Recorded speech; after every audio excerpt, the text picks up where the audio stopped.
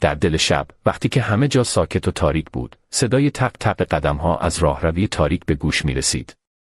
هیچ کس در خانه نبود، تنها یک نور کمسو از چراغ راهپله سوسو می‌زد. نیکو که تنها در خانه مانده بود، به سمت صدا رفت.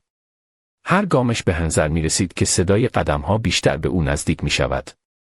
وقتی به انتهای راه رو رسید، چیزی در گوشه تاریک حرکت کرد. چیزی که شبیه به سایه‌ای بود که در دیوار نقش بسته بود، ولی هیچ وقت نمی‌دانست این سایه باید چه شکلی باشد. به خود گفت که ممکن است این تنها تخیلش باشد. اما ناگهان صدای نفس‌های سنگین و سرد از پشت سرش شنیده شد. وقتی برگشت، چیزی که دید، چیزی نبود که بتواند به آن فکر کند.